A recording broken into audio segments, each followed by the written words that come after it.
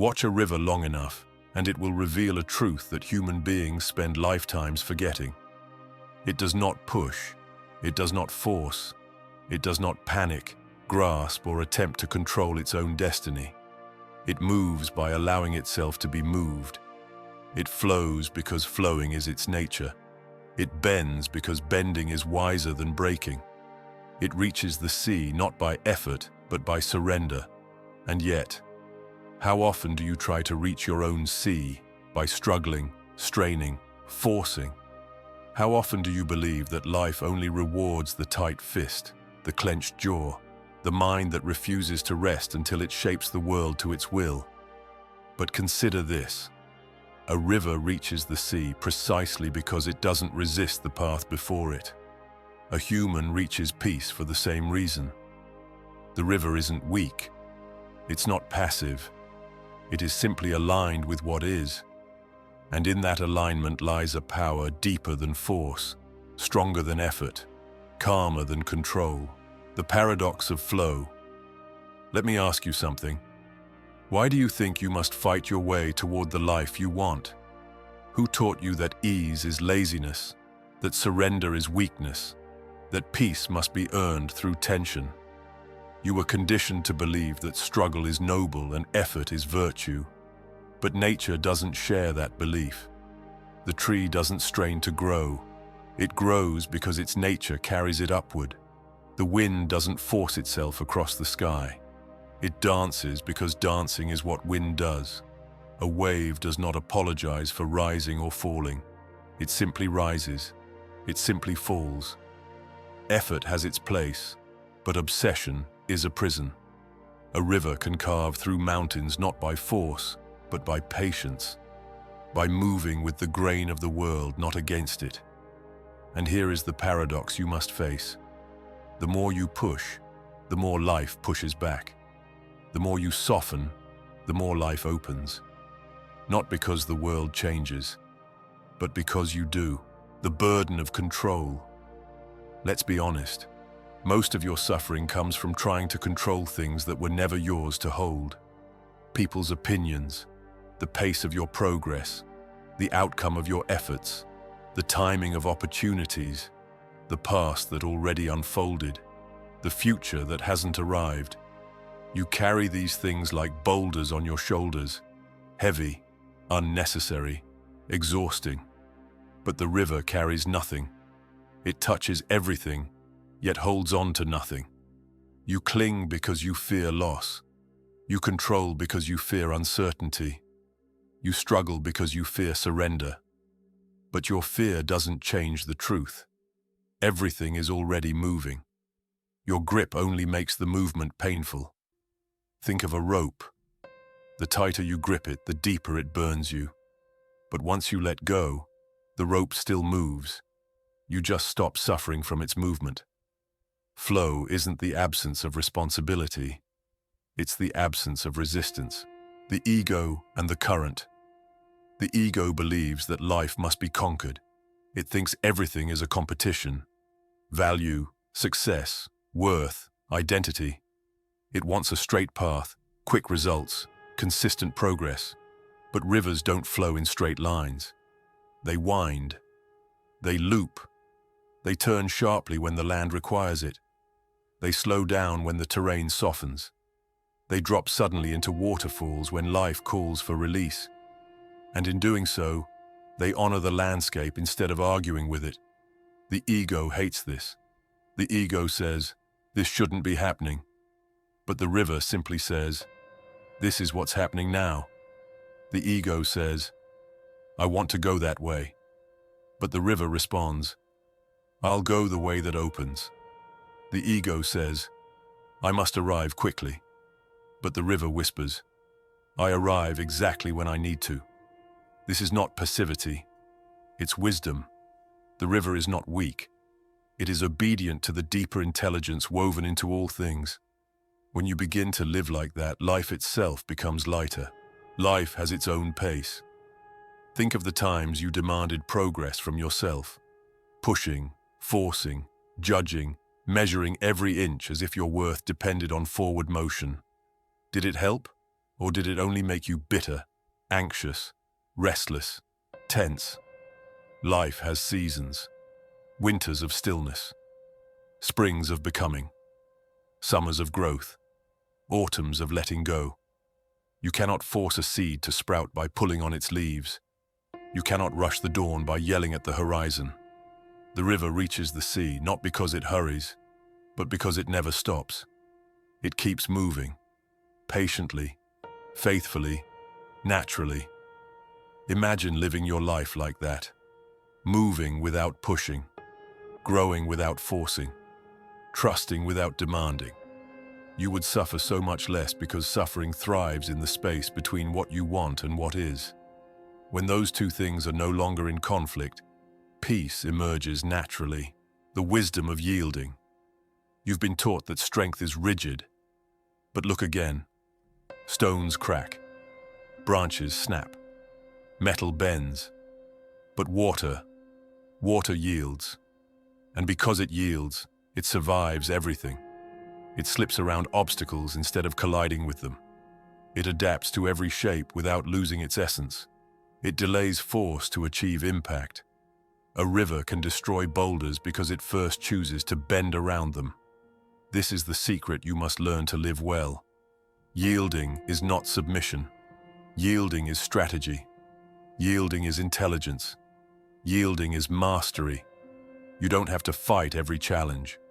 Sometimes the wisest move is to flow around it, to wait, to soften, to observe, to allow life to reveal the path instead of carving one with your bare hands. The river wins not by overpowering the world, but by outlasting it. What happens when you fight the current? Imagine standing in a river with fast-moving water around your legs.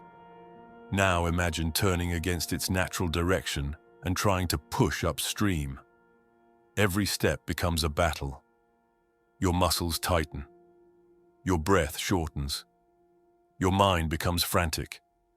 You lose balance easily. You waste enormous energy without truly getting anywhere.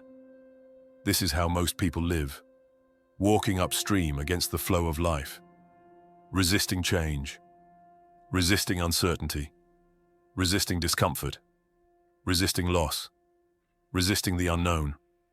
But what happens if you turn around and simply let the water carry you? Your body relaxes. Your breath softens. Your mind clears. Your steps become effortless. You're still moving, but the movement feels natural now, because it's no longer fueled by force, but by alignment. The river was always moving. The only difference was the direction of your intention. And here is the truth you must finally hear. Your suffering is not created by the river. It's created by walking against its flow, the myth of the perfect path. Somewhere in your mind there is an idea of how life should unfold. You imagine a straight path, free from detours, mistakes, uncertainty or pain. A life of perfect timing, perfect outcomes, perfect clarity.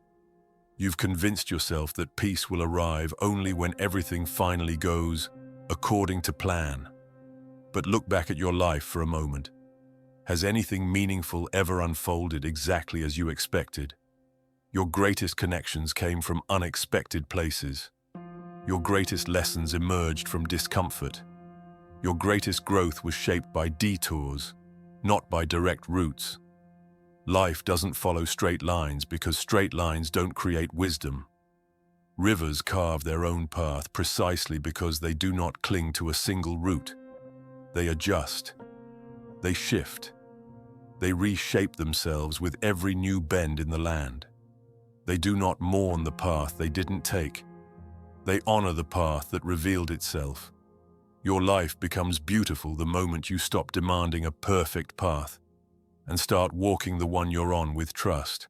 The fear of letting go. Why do you hold on so tightly to the things that clearly want to leave?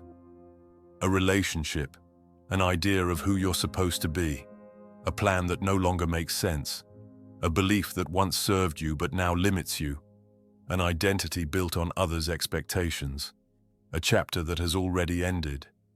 You cling because you're afraid that letting go means losing yourself. But the river teaches you a different truth.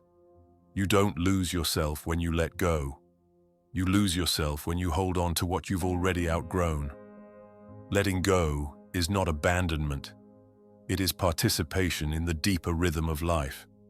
When a river drops water, it does not call it loss. When a tree sheds leaves, it does not call it pain.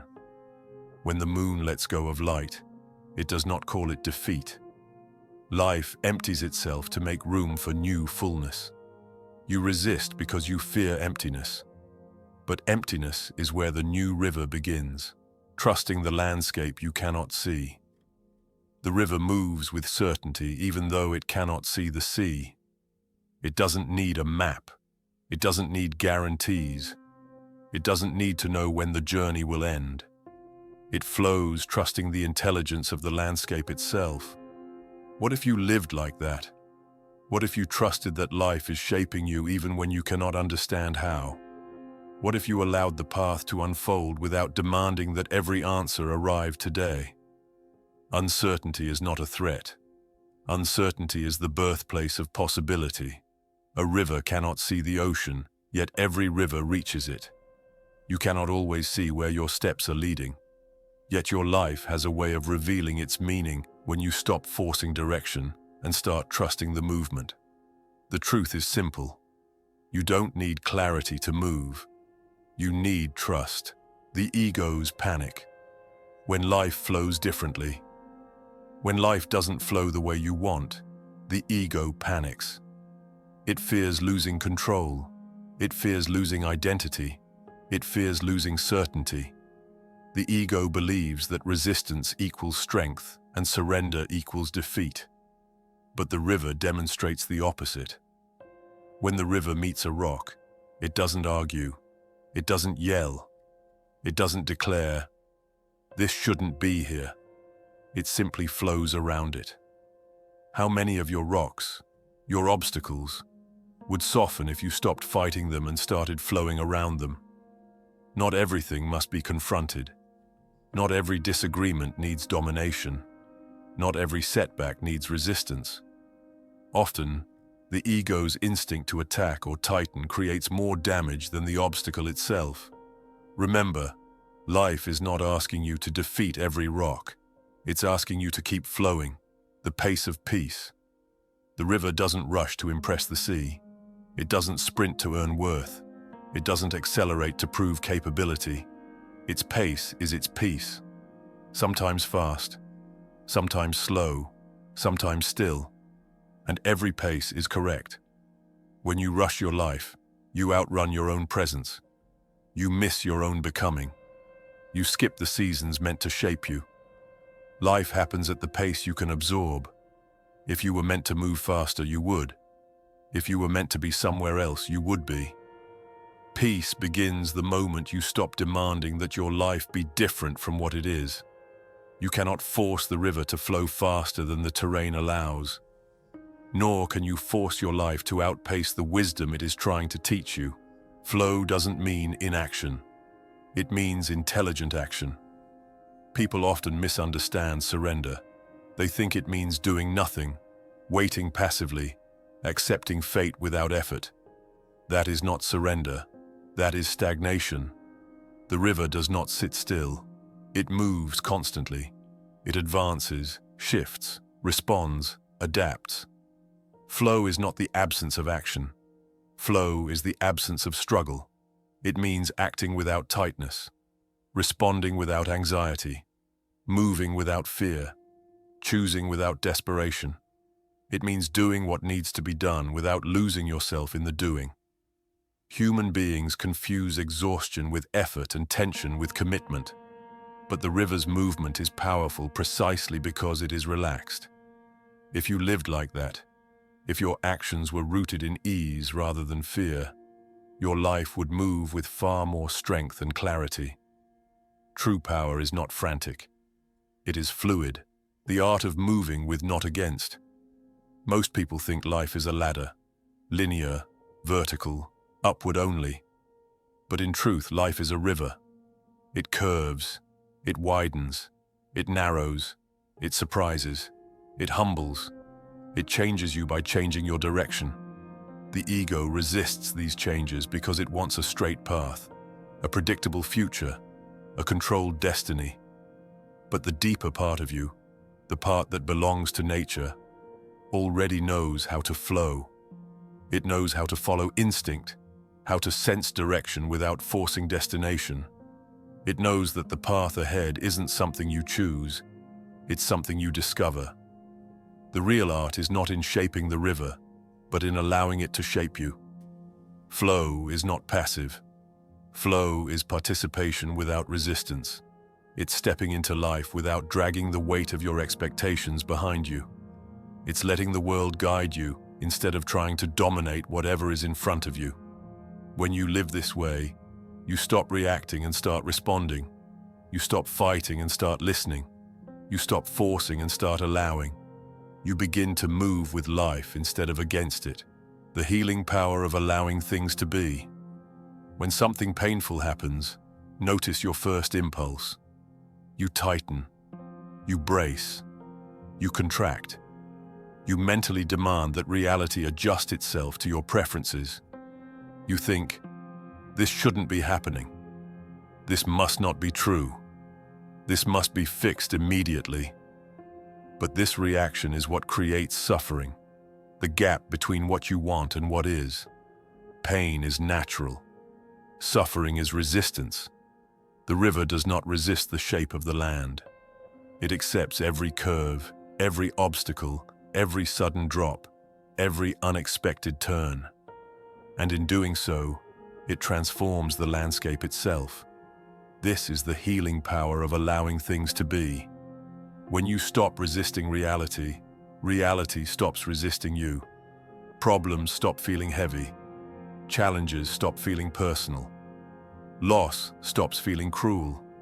You stop fighting the moment, and the moment stops fighting back. Allowing is not weakness. It is the deepest form of self-compassion and the truest expression of inner strength. Why you don't need to know what happens next. The ego demands guarantees. It wants safety through prediction. It wants to know the ending before taking the first step. But look at the river. It moves without ever needing to know what lies beyond the next bend.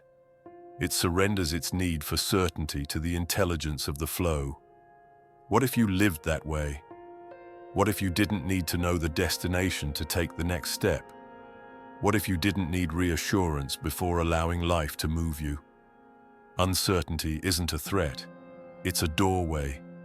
Every beautiful transformation in your life will come from stepping into something uncertain. The river is shaped by what it doesn't know. So are you. You do not need full clarity to move forward. You only need enough clarity to take the next honest step. The rest unfolds as naturally as water finding the sea. When you trust the flow, you become unshakable.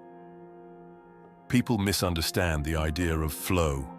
They think it means softness without structure, openness without boundaries, gentleness without strength. But someone who truly flows is not fragile. They are unshakable. Why? Because their stability comes from within, not from controlling circumstances. If the landscape changes, they adapt. If a plan shifts, they adjust. If life alters direction, they follow. Their peace is not dependent on the world being predictable. Their peace comes from their ability to move with it. Rigid things crack. Flexible things endure. You don't become peaceful by fixing the world. You become peaceful by allowing yourself to move with its natural rhythm. When you trust the flow, nothing can break you. Life may bend you, but it cannot shatter you.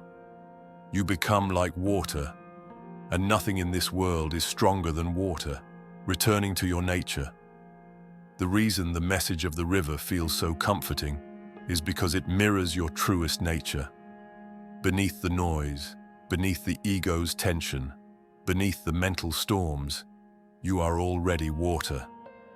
Deeply fluid, deeply intuitive, deeply connected to the movement of life. When you try to control things, life feels heavy. When you try to force outcomes, life feels sharp. When you cling to what is leaving, life feels painful.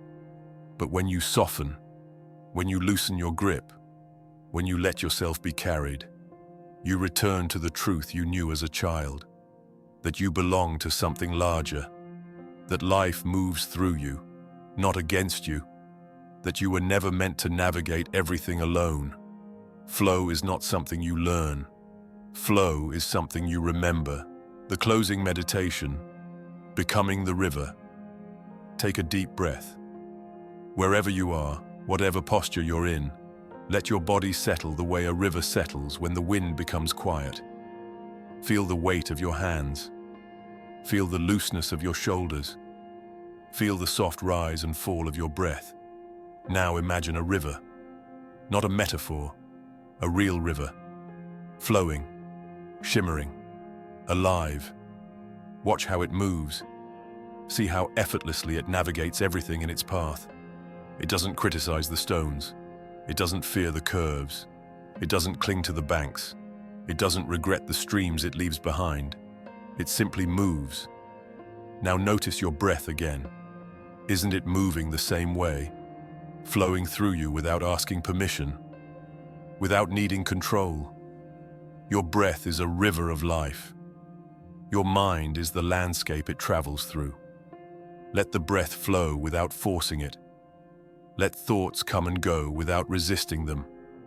Like water passing over rocks, let your heart soften.